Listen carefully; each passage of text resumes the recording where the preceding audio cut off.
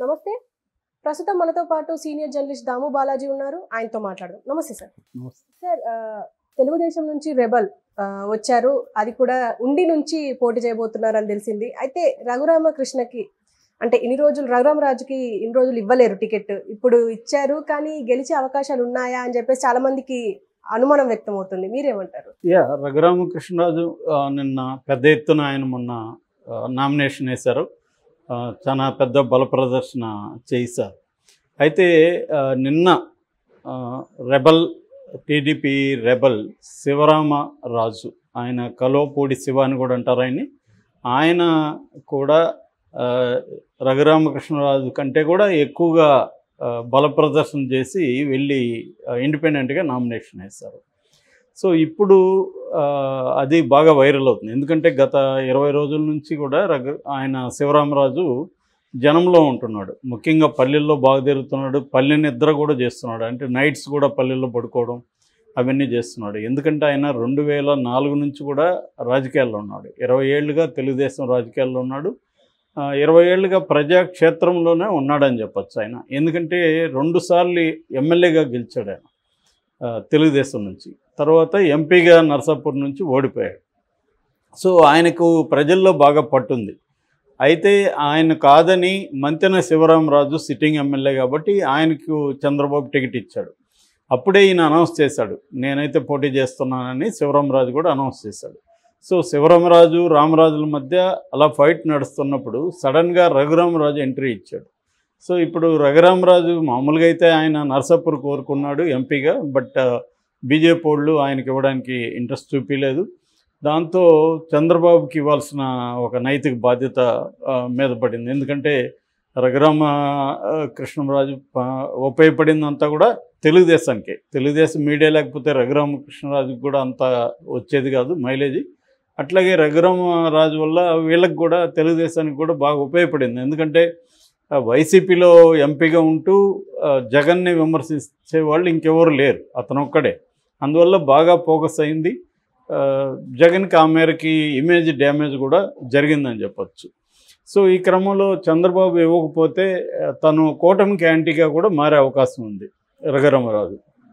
So ఆ మేరకి ఇబ్బంది అవుతుంది. రెండోది, కూటమిలో అసలు ఎవరి మాట బీజేపీ వింటుంది అన్న ఒక చర్చ కూడా రఘురామరాజు లేపాడు.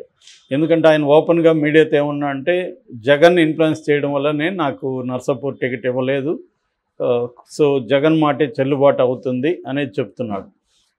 So at the same time నిన్న కూడా ఆయన మీడియాతో మాట్లాడుతూ బీజేపీ కూటమిలో ఉన్నందువల్ల లాభమా నష్టం అంటే ఆయన నో కామెంట్ అన్నాడు. నో కామెంట్ అంటే అర్థం క్లియర్గా నష్టం అని. అట్లాగే ఆయన సెటైర్లు కూడా వేశాడు.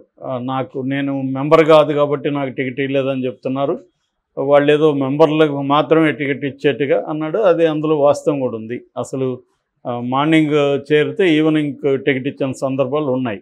ఫర్ ఎగ్జాంపుల్ మనకి వరప్రసాద్ గూడూరు వైసీపీ ఎమ్మెల్యే, ఆయనకి తిరుపతిలో ఇచ్చారు. సో ఇలాగా బీజేపీ అయినా ఏ పార్టీ అయినా ఇవాళ పార్టీ మెంబర్లకే టికెట్ ఇస్తారంటే అది అంతకంటే కామెడీ లేదు. ఎవరికైనా ఇస్తున్నారు వాళ్ళు. ఆ సమీకరణాలు చూసుకుంటున్నారు, డబ్బు పరపతి గెలిచే పరిస్థితి ఇవన్నీ చూసుకొని ఎవరికైతే వాళ్ళకి ఇచ్చేస్తున్నారు. ఎవరికి ఏ పార్టీకి కూడా ఇండియాలో ఇవాళ సిద్ధాంత పునాది అనేది ఏమీ లేదు. అన్నీ కూడా గెలిపే వాళ్ళకి పరమావధి. సో ఆ కాంటెక్స్లో ఆయన మాట్లాడింది వాస్తవమే. సో అయితే ఇప్పుడు రఘురామకృష్ణరాజుకు అక్కడ మేజర్ ఛాలెంజ్ ఏమంటే ఉండిలో గెలుచుకోకపోతే ఆయన చాలా ఇబ్బంది అవుతుంది.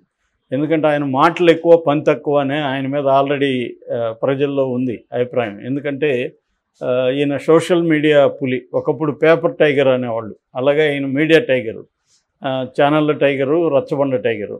అంతేగాని గ్రౌండ్లో ఉండి ప్రజల కోసం ఆయన ఏం చేశాననేది ఇప్పటివరకు ఆయన చెప్పుకునే పరిస్థితి కూడా లేదు. నేను నా ప్రజల కోసం ఈ పనులు చేశానని ఆయన ఎప్పుడైనా చెప్పిందైతే నేనైతే వినలేదు. ఎందుకంటే ఆయన చేసింది ఏం లేదు. ఎందుకంటే ఆయన నియోజకవర్గానికి వెళ్ళలేదు కదా 4 ఏళ్ళ పైన. మొన్న సంక్రాంతికి వెళ్ళాడు ఆయన. దానికేదో జగన్ అడ్డుకున్నాడు, జగన్ చంపేస్తాడని కథ చెప్తున్నాడు. కానీ అదంతా నమ్మశక్యంగా లేదు. నిజంగా నీకు జగన్ అంత చేసేటైతే చేయని, దాన్ని ఫేస్ చేయను. అప్పుడు జనంలో ఇదవుతుంది కదా, జగన్ కూడా లీగల్గానే చేయగలుగుతాడు, లేకపోతే ఏదన్నా నష్టం జరిగితే జగన్కి ఆ మేరకు నష్టం కదా. కాబట్టి ఇక్కడ లాజికల్గా థింక్ చేసినప్పుడు రఘురామకృష్ణరాజు ఆయనకి ఇదే కంఫర్టబుల్గా ఉంది, ఏది మీడియాతో మాట్లాడుకుంటూ టైం పాస్ చేయడమే కంఫర్టబుల్గా ఉంది తప్ప గ్రౌండ్లో పోయి పని చేయడం అనేది ఆయన చేయలేదు. సో ఆ క్రమంలో ఏమైందంటే ఇప్పుడు ఉండి కూడా నర్సాపూర్ లోక్సభ పరిధిలోనే ఉంది, ఈయనకి భీమవరం దగ్గరే. కాకపోతే ఏంటంటే ఉండిలో ఆల్రెడీ తెలుగుదేశం 2 వర్గాల మధ్య పోరు నడుస్తుంది. సో ఆయనకు కూడా బలం ఉంది, శివరామరాజు కూడా. ఇటు రామరాజుకు కూడా నిజానికి ఇష్టం లేదు, ఎందుకు ఎవరికైనా నోటికాడ కూడి తీసేసినట్టే కదా. ఆల్రెడీ అనౌన్స్ చేసి ఆయన అంతా ప్రచారం చేసుకొని హ్యాపీగా చేసుకుంటూ వెళ్తున్న టైంలో ఆయనని లాగేసినట్టే. కాకపోతే ఇంకా ఆయన విధులేని పరిస్థితుల్లో ఆయన ఒప్పుకున్నట్టు కనబడుతుంది. ఆయనకి జిల్లా తెలుగుదేశం అధ్యక్షుడి పదవి కూడా చంద్రబాబు ఇచ్చాడు.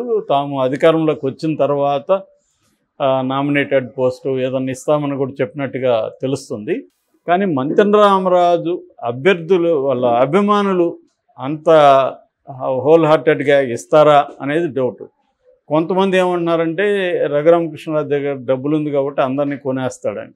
ఇవాళ ఉన్న టైంలో ఏంటంటే ఎవరికి కూడా లాయల్టీ లేదు, డబ్బులు తీసుకున్నాం కాబట్టి వీళ్ళకే వేయాలనేది కూడా ప్రజలకు పోయింది. డబ్బులు ఇస్తే ఇచ్చిన వాళ్ళ దగ్గర అందరూ తీసుకుందాం, నచ్చిన వాడికి వేద్దామన్న అభిప్రాయంతో జనం కూడా వచ్చేసారు. ఎందుకంటే అలవాటు అయిపోయింది. ఇంతకుముందు అంటే ఆ లాయల్టీ ఉండేది, డబ్బు తీసుకున్నాం కదా వాళ్ళకే వేయాలని. ఇప్పుడు ఎలాగ ఉందంటే 4 పార్టీల దగ్గర డబ్బులు తీసుకొని 4 ఓట్లు నలుగురికి వేసేవాళ్ళు కూడా ఉన్నారు. సో వాళ్ళు 2000 ఇచ్చారు కాబట్టి ఒక ఓటు, 2000 ఇస్తే ఇంకొకరికి, అలాగా పంచుకుంటున్నారు కొంతమంది. సో ఈ కాంటెక్స్ట్లో ఇప్పుడు రఘురామకృష్ణరాజుకి ఏ రకమైన ఛాలెంజ్ ఉండొచ్చు అనుకున్నప్పుడు ఆయన పాజిటివ్ పాయింట్స్ చూస్తే ఆయనకి సోషల్ మీడియాలో కానీ ఒక పాపులర్ ఫిగర్ అని చెప్పచ్చు. అదొక పాజిటివ్ పనిచేస్తే ముఖ్యంగా అర్బన్ సెంటర్స్లో యూత్లు ఏమైనా పనిచేయచ్చు. రెండవది ఆయన దగ్గర మంచిగా డబ్బులు ఉంది, ఆయన మీద బ్యాంకులకు లేకపోతే ఫైనాన్షియల్ ఇన్స్టిట్యూట్స్కు డబ్బులు ఎగవేత కేసు కూడా ఉంది. ఏదేమైనా ఆయన దగ్గర అయితే డబ్బు ఉందని అందరికీ తెలుసు. సో దాంతో ఆయన పెద్ద ఎత్తున ఖర్చు పెట్టే అవకాశం ఉంది, అది కొంతవరకు హెల్ప్ అయ్యే అవకాశం కూడా ఉంది. సో ఈ 2 తప్ప మిగతంతా ఆయనకి మైనస్సే. ఎందుకంటే ఎంపీ అన్న పెద్ద అందుబాటులో లేకపోయినా పర్లేదు, కానీ ఎమ్మెల్యే అందుబాటులో ఉండాలి ఎప్పుడు చూసినా. ఎందుకంటే ఎమ్మెల్యేతోనే ఎక్కువ పనులు ఉంటాయి, ఏ చిన్న సమస్య వచ్చినా ఎమ్మెల్యే దగ్గరికి వెళ్తారు. సో ఈయనేమో అందుబాటులో ఉండే వ్యక్తి కాదు, రేపు గెలిచిన ఉండిలో అందుబాటులో ఉంటాడా అనేది అందరికీ డౌట్ ఉంది. సో ఈ కాంటెక్స్ట్లో ప్రజలు లేకపోతే అక్కడ స్థానిక కార్యకర్తలు ఎంత మేరకు ఈయన నమ్మి ఈయన గెలిపిస్తే మనకి ఇక్కడ ఏదో చేస్తాడు, అభివృద్ధి చేస్తాడనో లేదా మన పనులు చేస్తాడనో అని నమ్మాలి కదా. ఆ విశ్వసనీయతని ఈయన ఏ మేరకు కల్పిస్తాడనే దాన్ని బట్టి ఈయన విజయం ఆధారపడి ఉంది. సో ఈయన కానీ గట్టిగా నమ్మకంగా కానీ కలిగించగలిగితే అది ఆ మేరకు విన్నింగ్ ఆపర్చునిటీస్ ఉంటాయి. ఏదేమైనా ఇప్పుడు అక్కడ ట్రయాంగిల్ బ్యాటిల్ అయితే స్టార్ట్ అయింది. అంటే ఇటు నరసింహరాజు వైసీపీ తరఫున, ఇటు రఘురామరాజు, శివరామరాజు, ఈ ముగ్గురు మధ్య ఇప్పుడు బ్యాటిల్ జరుగుతుంది. సో ఈ రఘురామరాజు దీన్ని ఎలా ఇంటర్ప్రిట్ చేస్తున్నాడు అంటే, నేను ఆయన్ని రిక్వెస్ట్ చేశాను, చంద్రబాబు చేశాడు, మా ఫ్రెండ్స్ కూడా చాలామంది చేశారు, కానీ ఆయన ఏమీ ఒప్పుకోవట్లేదు. బట్ దానివల్ల నాకేమీ నష్టం ఉండదు, వైసీపీ ఓట్లే చీలుతాయి అంటున్నాడు. ఆ లాజిక్ ఏంటో అర్థం కాలే. ఎందుకంటే శివరామరాజు తెలుగుదేశం అతను, కాకపోతే ఏంటంటే ఉండి ట్రెడిషనల్గా తెలుగుదేశానికి స్ట్రాంగ్ బిల్ట్ అనమాట. 7 సార్లు అక్కడ ఎమ్మెల్యేలు తెలుగుదేశం నుంచి గెలిచారు. సో టఫ్ అయితే tough. Okay sir, thank you.